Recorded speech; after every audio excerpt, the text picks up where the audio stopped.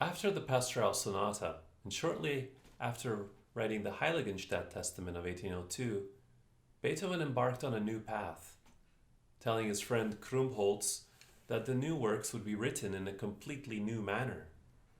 Shortly thereafter, he composed his three piano sonatas, Opus 31, in which the number 2 sonata, the Tempest, tucked in between the two less volatile siblings, one can detect the partial realization of his intention of composing in a new way.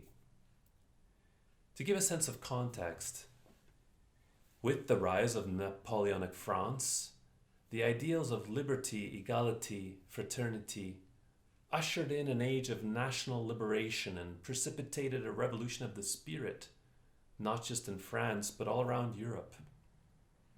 No matter how great the disillusionment after Napoleon's assumption of the imperial title, symbolized by Beethoven's despairing cancellation of his dedication of the heroic symphony to Napoleon, the ideal was not forgotten. Whatever despair Beethoven may have been suffering in Heiligenstadt, the period of early fall, 1802, in his suburban Viennese hillside village was an enormously productive time for him, ushering the so-called middle period, often called the heroic period, since the creation of the most significant works of that decade were influenced by the Napoleonic Wars and their aftermath. Beethoven would endure 3 French occupations of Vienna, 1804, 1806, and 1809. 1802, the year when he wrote the Tempest Sonata, specifically gave rise to a series of extraordinary compositions.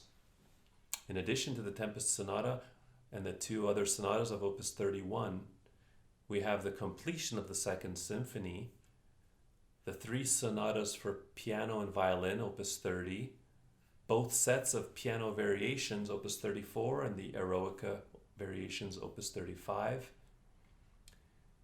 It is also speculated that Beethoven was composing his 3rd piano concerto in this time, and according to his pupil Ferdinand Ries, had started working on the 3rd symphony, the Eroica. The Opus 31 number 2 sonata is known as the Tempest because when asked by his biographer and associate Anton Schindler for an explanation of the sonata, Beethoven allegedly replied, "Just read Shakespeare's Tempest." Apparently, this was also an explanation of not only the Tempest Sonata, but also of the Opus 57, which later became known as the Appassionata Sonata.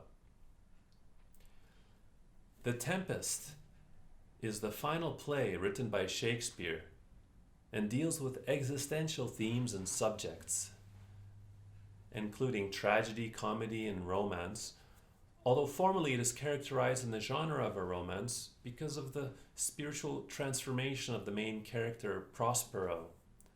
Northrop Frye, one of the most influential Canadian literary critics, comments that grace in all of Shakespeare's romance plays functions in many ways, but the major one is this: to show the power of God that makes the redemption of humanity possible. So in the play, the protagonist, Prospero, is a king banished to a remote island and is given godlike powers with the help of a spirit, Ariel, which ultimately allows him to alter the course of events, change reality, and secure his fate, all the while undergoing a transformation from revenge to a vision of reconciliation. Shakespeare is making a profound statement on the human condition, suggesting that our natural instinct is inclined towards violence and revenge, but our higher faculty, call it our spiritual element, exemplified in the play by the spirit Ariel, raises us to the nobler action of compassion and forgiveness. Also, as a sub-theme in the play, we have the burgeoning romance between Prospero's daughter Miranda and the Prince Ferdinand from the shipwrecked party.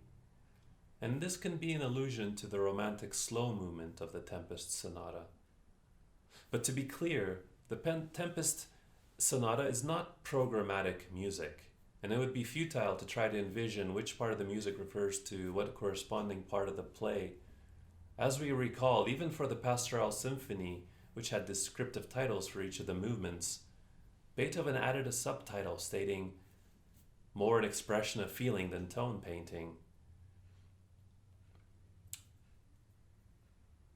So here's a picture of the Shakespeare Tempest, Act 1, Scene 2, by the painter Henry Fuseli, entitled The Enchanted Island Before the Cell of Prospero. And the figures here are Prospero with his daughter Miranda, his slave servant Caliban, and his spirit ally Ariel. What's written down below is the part of the play in which Prospero is punishing or promising to punish Caliban, and it goes as so. For this be sure, tonight thou shalt have cramps, side stitches, that shall pen thy breath up. Urchins shall for that vast of night, that they may work all exercise on thee. Thou shalt be pinched as thick as honeycomb, each pinch more stinging than bees that made them. I suggest wholeheartedly the performance of The Tempest from the adaptation of the 1960 movie featuring Richard Burton playing Caliban. Here's another image illustrating Shakespeare's Tempest by Walter Crane, showing Prospero in discussion with his daughter Miranda as they talk about the shipwrecked party arriving to their island. Here's the excerpt. By accident most strange, bountiful fortune, now, my dear lady, hath mine enemies brought to this shore, and by my prescience I find my zenith doth depend upon a most auspicious star, whose influence if I now court not, but omit, my fortunes will ever after droop. Another illustration from Act 1, Scene 2 to Shakespeare's Tempest by Walter Crane shows here Ferdinand and his courting of Miranda.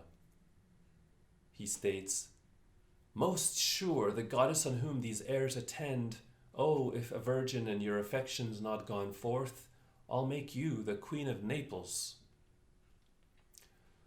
Finally, here's a painting by the famous John William Waterhouse entitled Miranda the Tempest. And here you can see her witnessing the shipwreck upon the island, which then sets the stage for the various elements of the play to unfold. So the D minor Tempest Sonata is imbued with a tragic vision. Perhaps it is this futility in the face of omniscient power, which parallels a tragic ironic association faced by Beethoven's impending deafness. The sonata hovers between an improvisatory realm and a very relentless driving pathos. It is also known as the recitative sonata because of the prolonged recitatives in the recapitulation. And it is interesting to note that there's also an oboe recitative in the recapitulation of the Fifth Symphony. So the Tempest Sonata and the Fifth Symphony, they're both concerned with concepts of fate and tragedy, and there are spiritual parallels between these two works, much like we witnessed between the Pastoral Symphony and the Pastoral Sonata. Although the Fifth Symphony undergoes a transformation, moving from a tragedy to apotheosis as it breaks from C minor to a glorious C major in the finale. In that sense, though, the Fifth Symphony is more aligned with the transformation of Prospero's character in Shakespeare's play. The Tempest Sonata, on the other hand, does not have a triumphant ending. There's perhaps no deliverance for the restless soul. But the idea of catharsis does not always have to be interpreted with the dualities of tragedy and apotheosis. Something suggested by Andras Schiff in his fascinating lecture recitals of the complete Beethoven sonatas recorded in Wigmore Hall.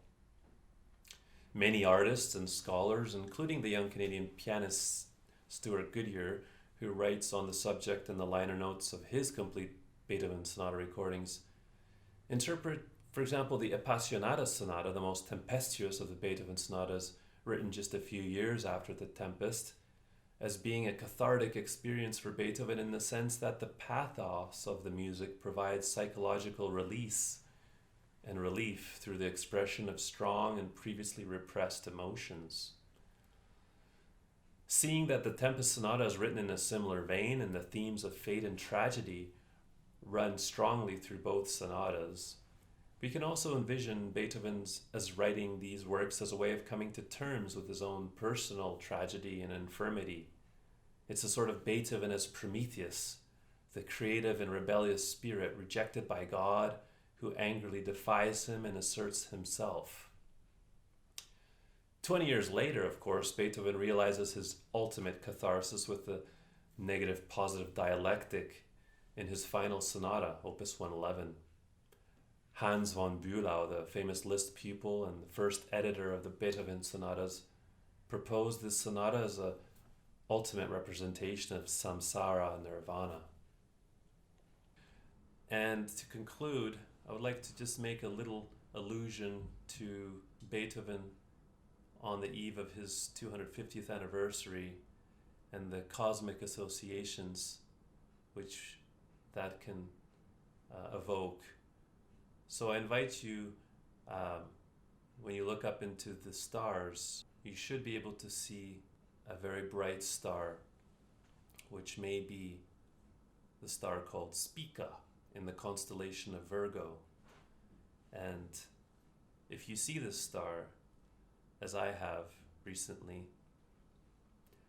you will notice that its shining beautiful light has a message, because it is 250 light years away from Earth. And so it is interesting to note that the light that we see coming out of the star is from the time of Beethoven's birth.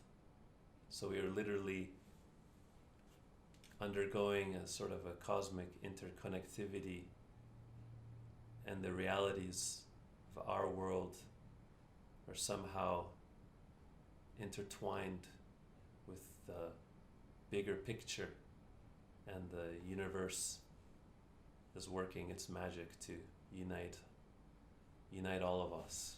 And therefore the play The Tempest is a wonderful background to this very sonata, exploring these themes of metaphysical and spiritual, cosmic interconnectivity and omniscience. Thank you very much, and I hope you enjoy the Beethoven's Tempest Sonata.